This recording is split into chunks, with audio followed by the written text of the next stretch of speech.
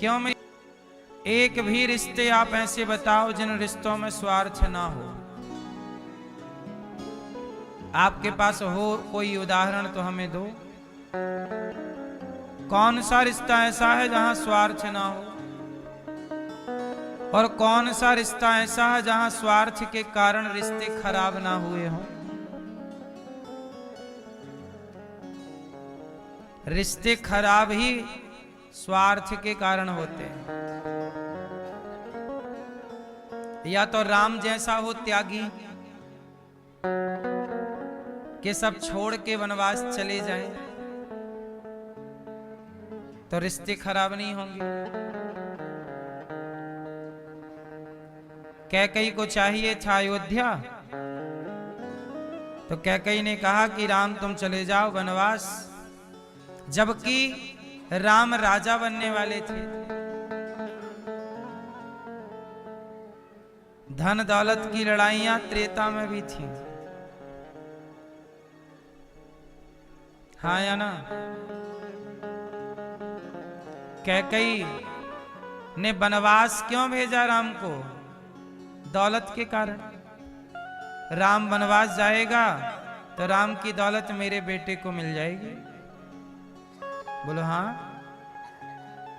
और राम भी अच्छे कि भाई के लिए त्याग दिया सब।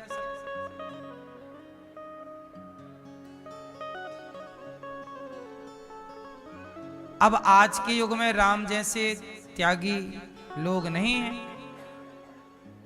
आज के युग में, द्वापर में पांडवों ने कौरवों से अपना हक मांग लिया, हमारा भी अधिकार दे दो, तो महाभारत हो गया। हमने एक दिन कहा था ना कि राम ने छोड़ दिया तो रामायण हो गई, और पांडवों ने मांग लिया तो महाभारत हो गया। कुल मिलाके महाभारत की जड़ क्या है?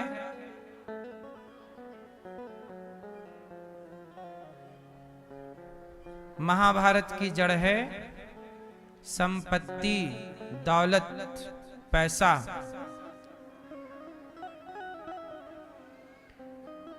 आज रिश्ते जितने बढ़िया ऊपर से दिखते हैं, इतने बढ़िया रिश्ते हैं नहीं।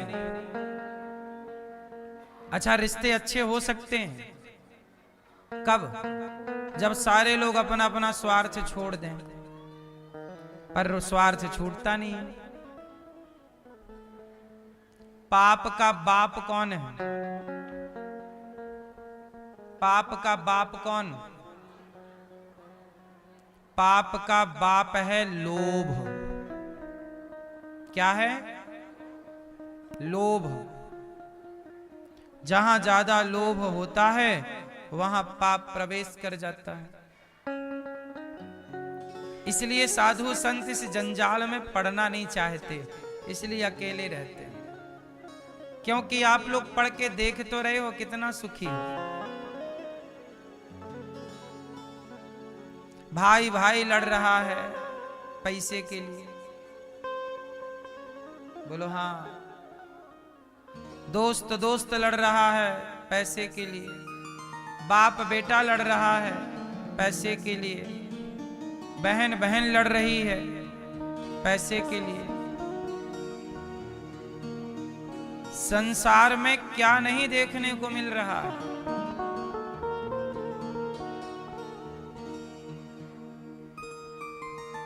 सब लोग मूल में परेशान हैं पैसे के लिए।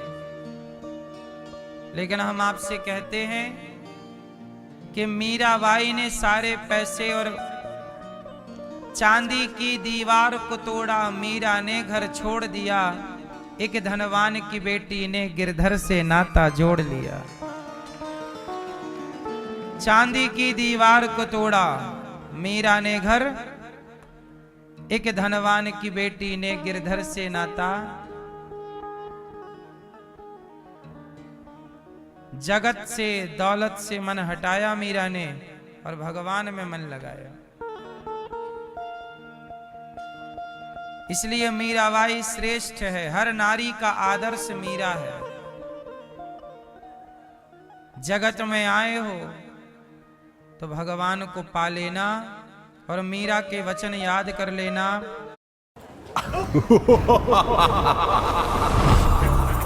आका फिर आ गया। प्लीज एक तो विश बता दो, घर का, ऑफिस का, स्कूल का, जो सामान बोलोगे ना झट करूंगा, फट आ जाएगा। तू ना झट के वचन, ये राम नाम की दौलत संग जाएगी, वो कोई कमा नहीं रहा है, और जो कमा रहे हो वो यहीं छूटना है। इसलिए जितना अधिक से अधिक भगवान का चिंतन कर सकते हो कर लेना, वही पूंजी संग चलेगी। बाकी इस धरती पे जितना भी है, जितना का तुम घमंड लिए घूम रहे हो, वो सबकी सब यहीं रहनी है और सबकी रहनी है। ये बात सबके लिए है। मैं भी इसमें हूं, इस बात के भीतर ही। मैं भी मरूंगा तो मेरी कफन में जेब ना होगा, एक रत्ती ना जाएगा मेरे साथ। आप भी मरोगे तो कफन में जेब ना होगा, लेकिन सारी लड़ाई झगड़े उस पैसे की ही है जिसे लेकर जाना ही नहीं। प्रभु तेरी माया तेरा खेल कैसा, जमाने को पागल बना दे ये पैसा।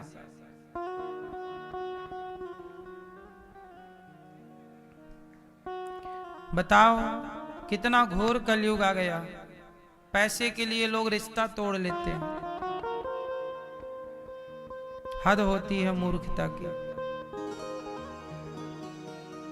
पैसा ही माई बाप बन गया। अब तो पैसे के आगे कुछ नहीं है। अब भाई भाई को पैसे के लिए मार डालता है, गोली मार देता है।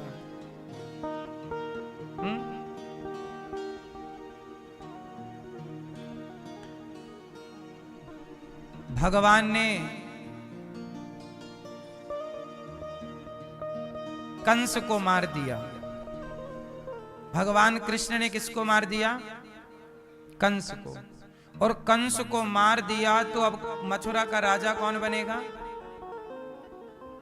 भाई नियम होता है कि जीता हुआ राजा ही हारे हुए राजा की संपत्ति का मालिक होता है।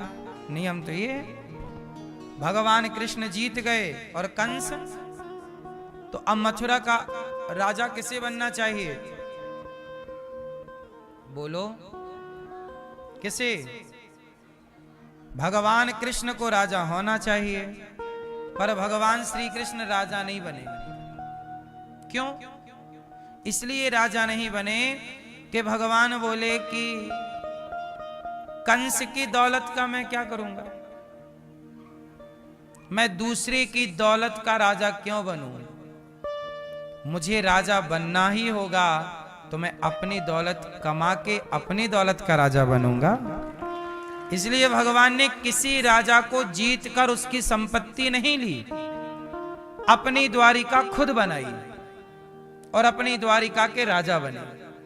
भगवान किसी के राज्य के राजा नहीं बने। किसी राजा को हराकर उसकी संपत्ति के राजा नहीं बने। स्वतंत्र राजा हैं कृष्ण। अपनी नगरी बसाते हैं, बनाते हैं, दौलत इकट्ठी मेहनत से करते हैं और राजा बन जाते हैं। वो किसी के टुकड़ों पे पलने वाली बात नहीं है। कंस को मार करके कंस के पिता उग्रसेन को मथुरा का राजा बना दिया। भगवान अर्थशास्त्री हैं। भगवान कहते हैं कि अर्थनीति कैसी होनी चाहिए। आज लोगों की अर्थनीति, आपको अर्थनीति का ज्ञान ही नहीं। हमारे यहां 4 शिक्षाएं हैं ना, धर्म अर्थ काम मोक्ष। हमारी मैया श्रीमती शकुंतला मैया जी ये धर्म की शिक्षा पा रही हैं। यहाँ पे आई, सबको लाई, खुद भी धर्म से जुड़ रही हैं, खुद भी भगवान से जुड़ रही, और पूरे परिवार को फोन लगा लगा के बुलाया, आओ तुम भी वृंदावन चलो, तुम भी चलो, आओ तुम भी कथा सुनो। सबको मैया ने, शकुंतला मैया ने सबको जोड़ दिया। अपने स्वर्गीय पति ओम प्रकाश शर्मा जी के लिए भी कथा का आयोजन करा दिया, उनको भी परम गति प्राप्त हो। एक पत्नी का फर्ज पूरा किया। देखो एक बात बताएं, पति का फर्ज पत्नी का फर्ज पति पूरा कर लिया करो और पति का फर्ज पत्नी पूरा कर लिया करे। बच्चों से उम्मीद है कुछ नहीं है। अब होंगे कोई बच्चे जो अपने माँ बाप के लिए कर्तव्य करते होंगे, कुछ बच्चे, लेकिन आजकल तो माँ बाप का कर्तव्य बच्चे 95% बच्चे तो कर्तव्य पूरा नहीं करते। बाप की संपत्ति लेकर के भूल जाते हैं। कई बच्चे ऐसे हैं जो बाप का पिंडदान भी नहीं करते, श्राद्ध भी नहीं करते, तर्पण भी नहीं करते, बाप की तिथि तक याद नहीं है बच्चों को। हाँ या ना? कितने लोग ऐसे हैं, कितनी बेटियां ऐसी हैं कि जो अपनी माओ को वृद्धाश्रम छोड़ के चली जाती हैं। हमारे पास 310 माएँ हैं। इन माँ में बहुत सारी माएँ ऐसी हैं जिनको बेटियां छोड़ने आई हैं। ना बेटा सेवा करना चाहता है ना बेटियां।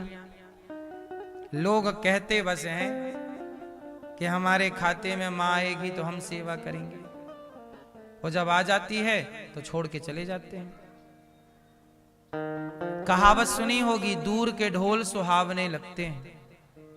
बातें सुनने में अच्छी लगती हैं, करने को पड़ता है तो लोग भाग जाते हैं।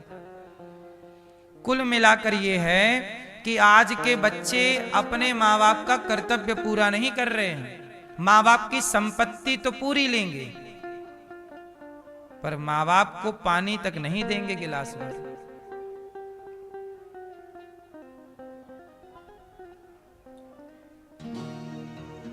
इसलिए हम आपसे कहते हैं कि हम कहते हैं अपनी 13वीं करके मरो। अब इतना घोर कलयुग आ गया है कि अपनी 13वीं करके मरना चाहिए सबको। तुम्हारा बेटा करेगा तुम्हारी 13वीं, तुम्हारी बेटी करेगी तुम्हारी 13वीं, इसकी गारंटी नहीं है। 4 बेटे हैं ना जिस बाप के, तो बाप के मर जाने पर चारों बेटा लड़ते हैं कि तुम कर लो 13वीं, तुम कर लो, तुम्हारे पास थे तुम करो। सोचिए, बाप के नाम से 13 ब्राह्मण खवाने में आपस में झगड़ते हैं। ये वही बच्चे हैं जो बाप की सारी संपत्ति ले लिए बंटवारे में, और 13वीं में 13 ब्राह्मण खवाने में पसीने आ रहे हैं। इसलिए हम उस बाप से कहेंगे, काहे तुम बच्चों के भरोसे 13वीं छोड़ के गए हो, जीते जी खवा के जाते 13 ब्राह्मण अपने, कि मरने के बाद तुम खवाओ ना खवाओ। क्यों? अपनी 13वीं करके मरो। बच्चे करेंगे इसकी गारंटी कौन लेगा? कोरोना जैसी परिस्थिति में मर गए तो 13वीं भी नहीं होगी। कोरोना में कहां किसकी 13वीं हुई बताओ? अमीर से अमीर मरे, 13वीं ना हो पाई कोरोना काल में।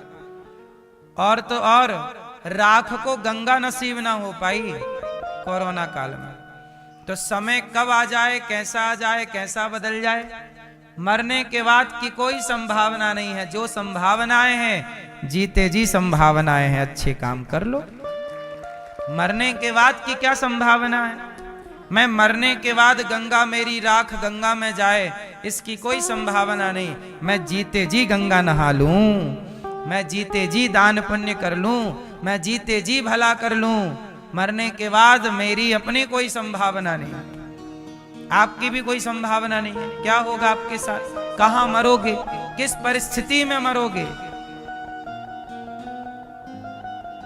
अहमदाबाद में प्लेन हादसा हुआ, मरने वालों की पहचान तक ना हो पाई 3 दिन तक। बोलो हाँ? मरने वाले की पहचान ना हो पाई कि ये मेरा भाई है कि पिता है कि मां है। तो मरने के बाद किसकी क्या परिस्थिति बनती है, ये कोई तुम जानते थोड़ी हो कि मैं जानता हूं। पहचान भी पाएंगे लोग आपको मरने के बाद, ये भी तो गारंटी नहीं है। कहां पहचान पाए? उनके अपने खड़े थे, इतने सारे पुतलों में पहचानो कि तुम्हारा वाला कौन सा।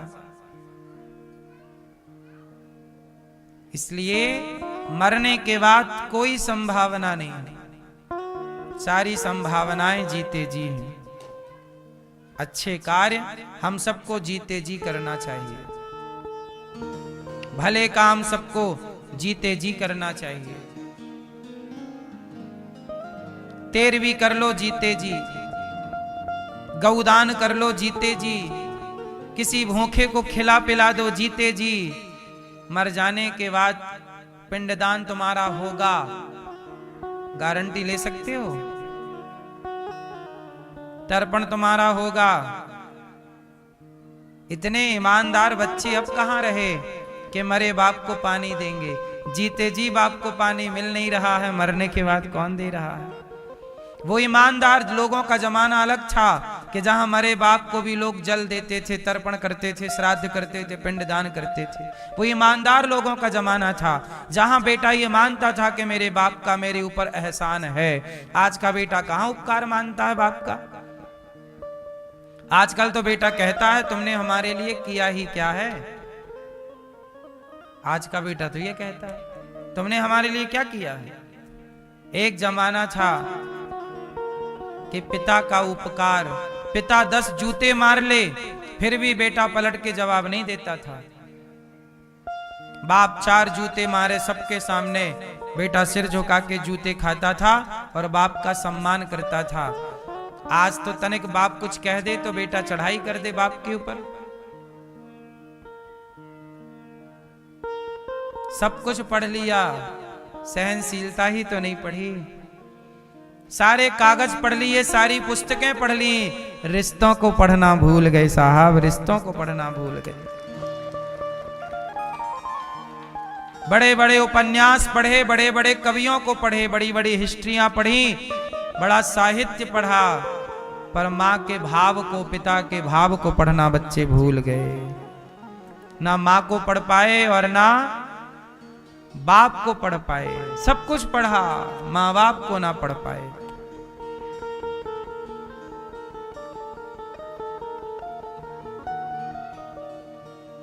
अब हम लोग जिस जमाने में रह रहे हैं ये बेईमान जमाना है। अब हम लोग जिस जमाने में हैं वो कौन सा जमाना है? बेईमान जमाना है। यहां बेटा भी बेईमान हो जाता है, यहां बेटी भी बेईमान हो जाती है, यहां रिश्ते भी बेईमान हो जाते हैं, यहां पक्का दोस्त भी बेईमान हो जाता है। कौन रिश्ता है बताओ जो बेईमान ना हुआ हो आज के जमाने में? एक रिश्ते का नाम बताओ। अपने बेईमान हो गए साहब, अपने अपनों ने लूटा है हमें, गैरों में कहां दम था। मेरी कश्ती तो वहां डूबी जहां पानी कम था। इसलिए कहता हूं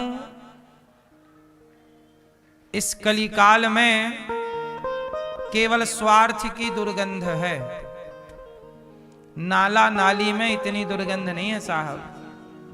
नाला नाली के पास तो फिर भी आदमी बैठ सकता है, नाला नाली में इतनी दुर्गंध नहीं है जितनी दुर्गंध लोगों के विचारों में है। हाँ या ना? इतने गलत विचार वाले लोग हैं। बहन को बहन नहीं समझ रहे हैं, बेटी को बेटी नहीं समझ रहे हैं, मां को मां नहीं समझ रहे हैं। छोटी छोटी 5-5 साल की बेटियों के संग बलात्कार हो रहा है। आज के 50 साल पहले किसी ने सुना होगा कि 5 साल की बच्ची के संग बलात्कार हुआ? आज के 100 साल पहले आपके पूर्वजों ने कभी सुना होगा कि 5 साल की लड़की के संग बलात्कार हुआ? बताइए। आज के 21वीं सदी में विकसित भारत में क्या यह भी विकास नहीं हो रहा है? नाला और नाले में इतनी दुर्गंध होगी जितनी ये विचारों की दुर्गंधता है। बताइए, क्या नाला नाली में इतनी दुर्गंध है? नहीं है। व्यक्ति विचारों से बड़ा और विचारों से छोटा होता है। किससे कहें, क्या शिकायत करें किससे।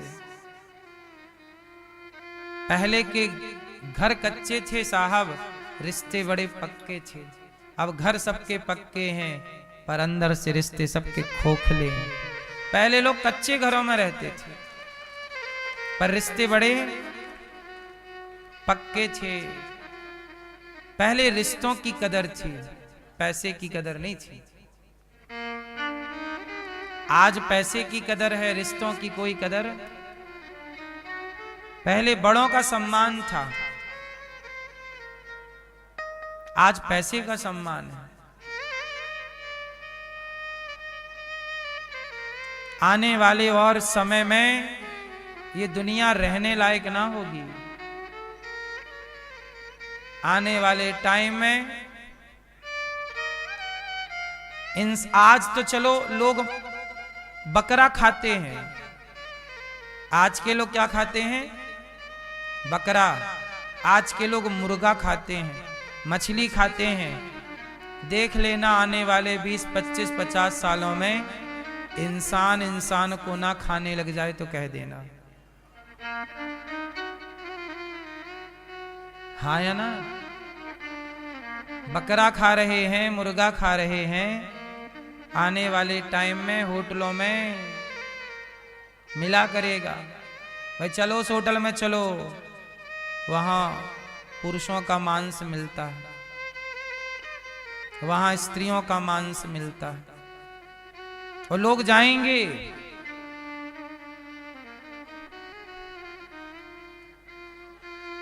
आने वाले कलयुग में और क्या क्या होगा सब देखने को मिलेगा। कलयुग में ये आपकी भी गलती नहीं है, ये युग का धर्म है। इसलिए कहता हूं कि बारिश को आप रोक नहीं सकते पर छाता लगा के अपना बचाव कर सकते हैं। ऐसे युग के प्रभाव को आप रोक नहीं सकते पर भगवान की शरण ग्रहण करके आप लोग अपना अपना बचाव कर सकते हैं। अपना अपना बचते चलो, भगवान के आश्रित रहते चलो, वरना अब यहां दोष किसे दोगे आप? इस कलयुग में जिसे आप कहते हैं अदालत, जहां से न्याय की उम्मीद होती है वहीं न्याय करने वाला बिक जाता है। बोलो हाँ। जिससे उम्मीद है कि ये न्याय करेगा वही पैसे लेके बिक गया। ये बात सही है या गलत है? न्यायालय और न्यायकर्ता बिक जाते हैं कि नहीं? बोलो हाँ। कितने लोग हैं जो दोषी हैं पर बाहर घूम रहे हैं और जो निर्दोष हैं वो जेल के भीतर सजा काट रहे हैं। कलयुग है। इस कली काल में जो आप देखते जाओ सब कम है। आश्चर्य ना करना साहब, कलयुग है। क्या है? कलयुग है। भगवान श्री कृष्ण प्रकट हुए, देवकी मैया भगवान को देख रहे हैं, वसुदेव जी लेकर जा रहे हैं। यशोदा मैया बड़े प्यार से लाला की आंखों में काजल लगा रही हैं। बड़े प्यार से मैया यशोदा बड़े भाव से मैया श्रृंगार कर रही हैं। अभी चल रही थी सेवा पूजा भगवान की कि पूतना मौसी आ गई। पूतना लोक बालग्नि राक्षसी रुधिरासना जिघांसया पहरये स्तनम दत्वाप सद्गतिम। पूतना छोटे छोटे बच्चों को मारती और खून पी जाती। ऐसी पूतना भगवान कृष्ण को मारने चली। और जब भगवान पालने पे लेटे दूध पी रहे थे, मैया दूध पिलाई और पालने पे लिटा दिया और भगवान को लिटा करके चली गई। कन्हैया पांव का अंगूठा पकड़कर चूसने लग गए, पांव का अंगूठा पीने लग गए। पूतना मौसी आई। पूतना बड़ी सुंदरी बन करके आई। क्या बन करके आई? बड़ी सुंदर। भगवान ने पूतना को देखा और नेत्र बंद कर लिए। देखा ही नहीं पूतना को, आंखें बंद कर ली। भगवान कहते हैं कि पूतना देखने योग्य नहीं है, जबकि बड़ी सुंदर है। इतनी सुंदर है कि जो देखता देखता जा टुकुर टुकुर। इतनी सुंदर बनकर आई कि साक्षात लक्ष्मी जी, रूप रंग में कोई कमी नहीं। पूतना इतनी सुंदर, पर भगवान बोले कि ये देखने योग्य नहीं है, इसलिए मैंने आंखें बंद कर ली। भगवान ने आंखें क्यों बंद कर ली? क्योंकि पूतना बाहर से बड़ी सुंदर थी, पर भीतर पूतना के छल कपट भरा हुआ है। भगवान के लिए, बच्चों के लिए, अभी 5-6 दिन के हैं कन्हैया, और 6 दिन के कन्हैया को जहर पिलाने आ गया। क्या बिगाड़ा था कन्हैया ने तेरा? कुछ नहीं। आगे भगवान कहते हैं जो बाहर से बड़े सुंदर हैं पर भीतर से छल कपट भरा है, ऐसा को मैं तो कभी देखता भी नहीं हूं। भगवान ने नेत्र बंद कर लिए। मैं नहीं देखूंगा, मैं उन्हें देखता हूं जिनके मन में निर्मलता होती है। क्या होती है? क्या होती है? निर्मलता। निर्मल मन जन सो मोहि पावा, मोहि कपट छल छिद्र न भावा। भगवान को कौन लोग अच्छे लगते हैं? जिनके अंदर कोई छल कपट नहीं, जो बाहर से जैसे भीतर से, बाहर भीतर दोनों एक। अब आज का व्यक्ति कैसा? बाहर से कुछ, भीतर से कुछ। पूतना मौसी को देखा, बंद कर लिए नेत्र। आई पूतना, दूध पिलाने लगी। भगवान ने पूतना का दूध पिया। दूध पीने के बाद थोड़ा सा जहर था।